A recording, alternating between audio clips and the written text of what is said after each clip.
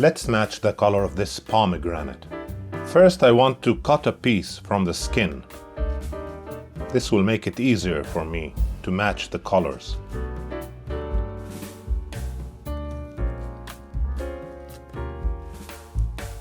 Nice. This piece is enough for me. I will put it here. Here is good enough. I will start by mixing green, yellow, and blue. Yes, I know you must think I'm crazy, but wait for it. You will understand very soon. Here I'm mixing very bluish green. I want it to have more blue than yellow.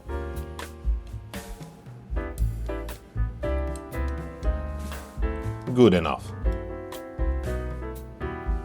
Now I will try starting with red. Of course, we can see that the red is much stronger than this color here. So I need to take it down, right? First, I will start with magenta, because magenta looks much more similar to the pomegranate color, right?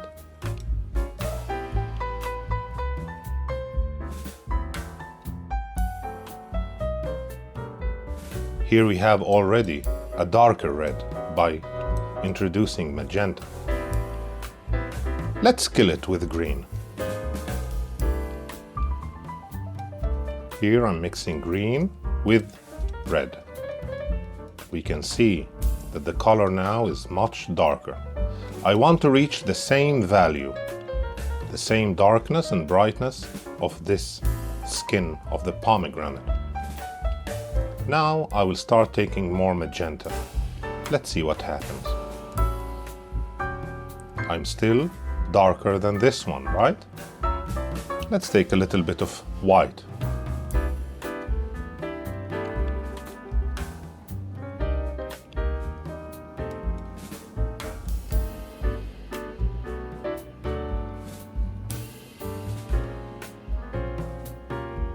A little bit of yellow.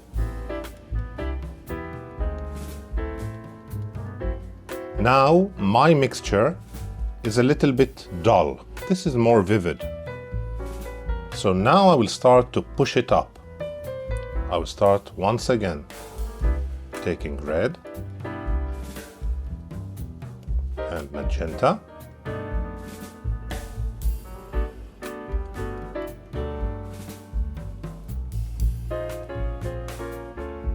More red. I can see that these areas here are more vivid. We are very close, right? It already looks very similar. What about a little bit more of magenta?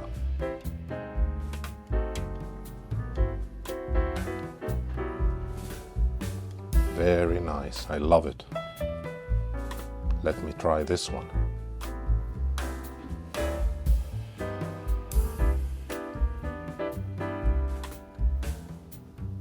Here we go. You see? Exactly the same color. So the trick was to mix green before mixing the color of the pomegranate, because I wanted to neutralize the strength of the reds. Keep trying these exercises at home all the time. You will become a master of manipulating and mixing and matching any color in the universe. See you next time.